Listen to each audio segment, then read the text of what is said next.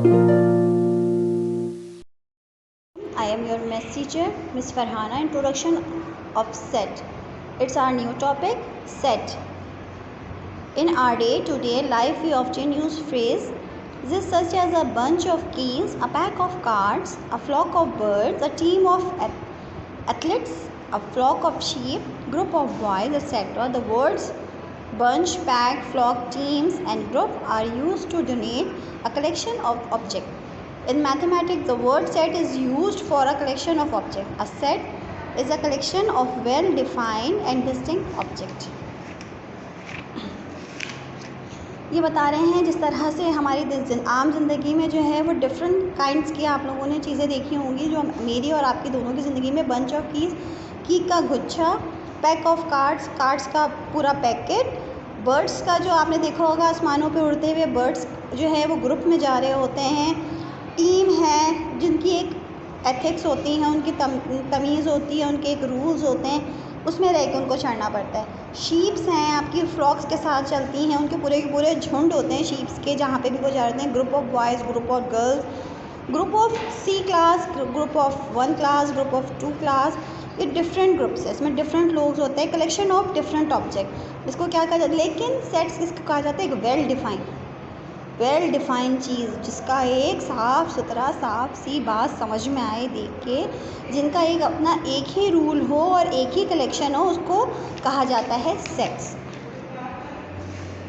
A well-defined object in one that has a specific property by which we can easily identify whether or not an object belongs to the given set. A book, for example, does not belong to a cricket team. A tennis ball does not belong to a set of books. A collection without well-defined object is not a set. The object in a set may include physical objects as well as physical letters and numbers. Well defined चीज़ क्या होती है, एक specific जो एक particular चीज़ हो, जैसे कि बुक्स हैं उनकी उसका कॉम्बिनेशन जो है वो बॉल से नहीं हो सकता, बॉल है उसका कॉम्बिनेशन बुक के साथ नहीं हो सकता।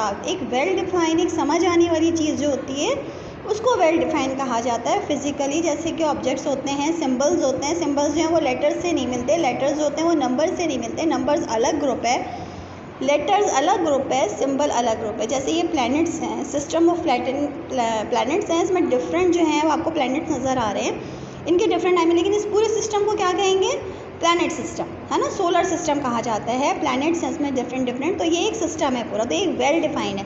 इसी तरह से अल्फ़ाबेट्स ऑफ A-E-I-O-U है, इस तरह से ये कि अल्फ़ाबेट्स का सेट तो है, इनमें से हमने क्या वॉवल्स यानी कि एक अलग चीज़ का, लेकिन वो है अल्फ़ाबेट से ही बिलोंग, एक वेल डिफाइंड चीज़ है।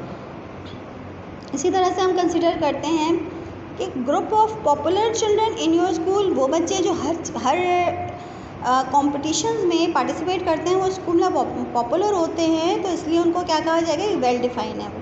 A group of understand books, जो बुक्स आपको पसंद है वो आपको पसंद है, दूसरों को पसंद नहीं है, तो वो आपके हवाले से बात हो रही है कि आपको ये बुक्स पसंद है, तो ये आपकी बुक्स का सेट है। Boys of tall boys in your neighbourhood, आपने एक ग्रुप ऐसा बना लिया जो आपके नेबर्स में जो लड़के लंबे लंबे हैं उनका ग्रुप बना लिया। None of example is set because the term of popular, interesting and tall are not well defined, ये जो है वो वेल डिफाइंड नहीं हो रहे हैं यहाँ पे। क्यों नहीं हो रहे well defined?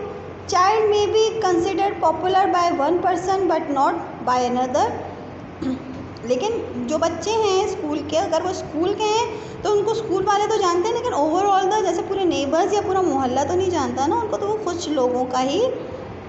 A book may be interesting by one person, एक बुक जो है वो किसी एक आदमी की तो पसंद हो सकती है, लेकिन हर किसी को पसंद नहीं होती, दूसरे बंदे को क्या पता वो बुक पढ़ के बोर फील हो रहा हो, इसलिए ये चीज़ें जो हैं वो वेल डिफाइंड नहीं हैं। A distinct object is in that the different form of other object in the set, it is not identical to any other object in the set. For example, a letter appears twice, thrice, a collection. It is written only one in the set, therefore the set of letters in the word Antarctica is Antarctica and not Antarctica. The object in a set are called members of element of the set. जो भी members होते हैं, जो भी set के अंदर members होते हैं, उनको एलिमेंट्स कहा जाता है।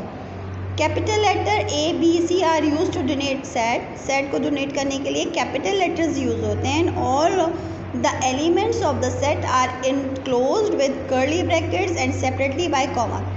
और जो आपके जो सेट्स हैं वो capital letter A B C से डोनेट होते हैं, उनके लिए यूज़ होता है कर्ली ब्रैकेट्स, और अगर उनको सेपरेट लिखा जाएगा तो उनके लिए स्मॉल ब्रैकेट यूज़ होता है।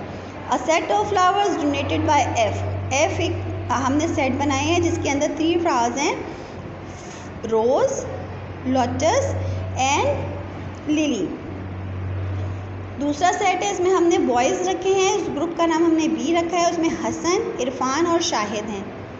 A set of first 5 letters of the English alphabet donated by L. हमने इसका नाम एल रखा है और उसमें जो एलिमेंट्स हैं वो कौन कौन से हैं, A B C D E.